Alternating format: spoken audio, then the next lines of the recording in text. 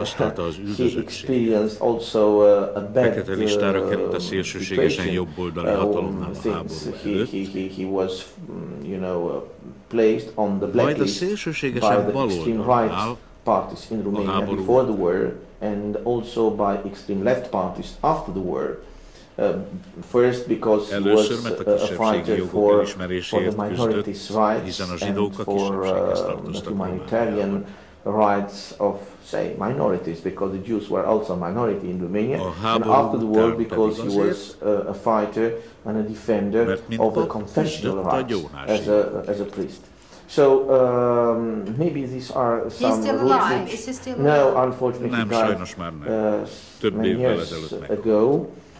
But still, this spirit, I would say, enlightenment all my education, and I felt always obliged to defend those who are vulnerable, who are marginalized, who are in danger. So maybe talán ez a másik személyesebb magyarázata, hogy miért vonzott for my attraction towards politics. So in a way you inherited this spirit. Tehát megörökölte ezt a szellemiséget a családjában. Menjünk tovább a politikában. Mint már a bevezetőmben mondtam, Petr Roman jobb kezeként dolgozott az előző kormányban.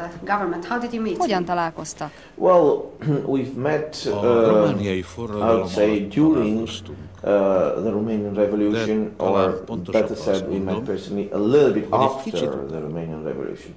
Well, it's hard to make the distinction between during and after the revolution, because in a way the revolution hasn't ended. Ended yet. For sure, it hasn't ended in 1990 or in 1989. We had only the heads, the top of the totalitarian structures thrown out. But the rest of the structure remained untouched, and we had to follow the ideals of the revolution during the following years. I met him personally in January, February 1990 only. But we experienced a lot of important events together, and we fought together for a real restructuring of Romania, for a real change in Romania, for a profound change of our society.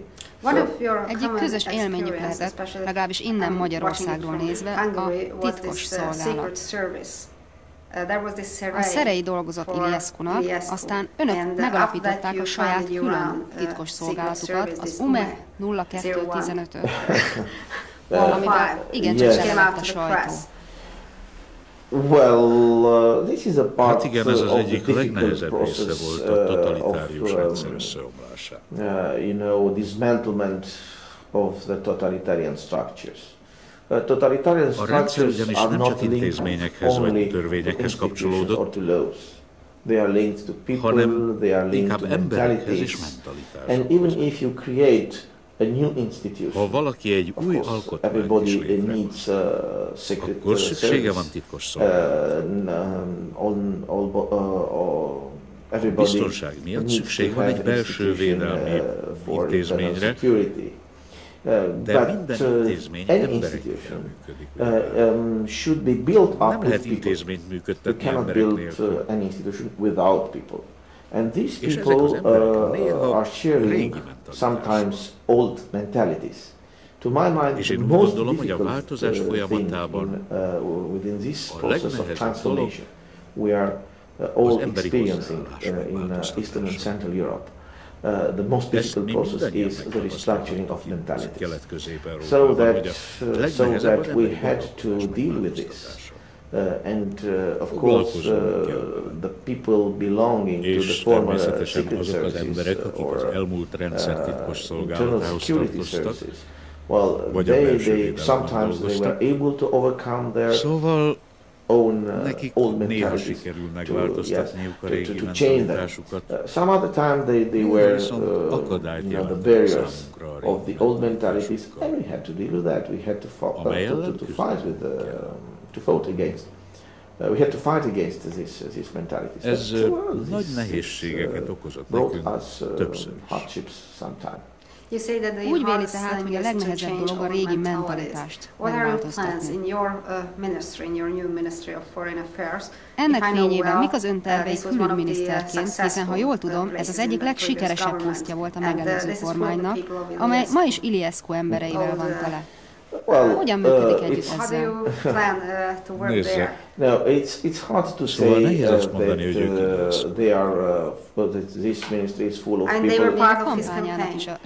Well, some of them, yes. Ez igaz, de a fő kampányemberei azért you know, the main people dealing with Mr. Iliescu's campaign followed Mr. Iliescu. Azok pedig, akik a minisztériumban maradtak, on the other hand, those who are in the ministry are going to be treated according to their professional skill.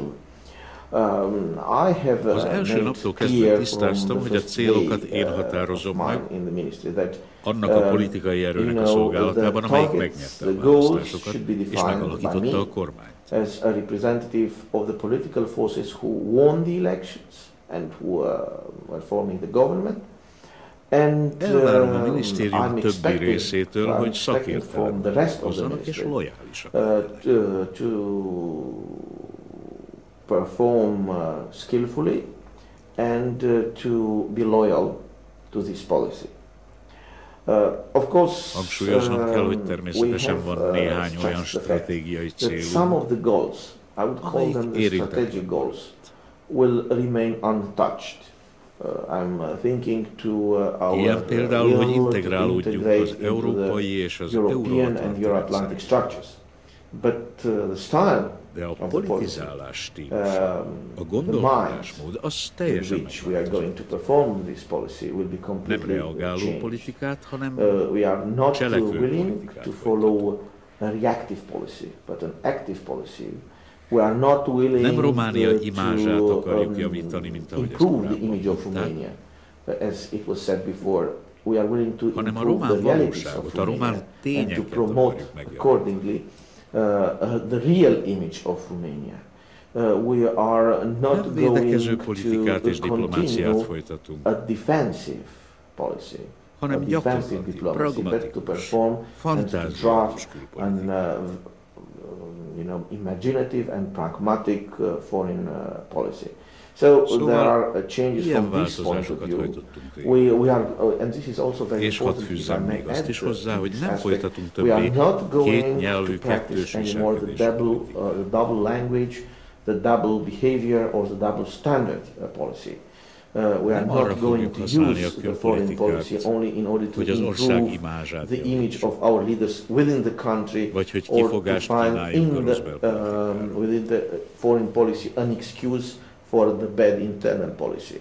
Well, these are the changes, and I'm going to look that these changes are rightly implemented within the ministry. I may risk to say that as a Minister of Foreign Affairs, mint külügyminiszter új hangot, új stílust hozott a külpolitikába, annak hangsúlyozásával, hogy nem Magyarország tartja vissza Romániát az Európai Unió országaihoz való csatlakozástól, hanem saját maga, a román körülmények. Sőt, még azt is mondta, hogy a területi biztonságot Románia nem a kisebbségek elnyomásával érheti el, hanem az etnikumok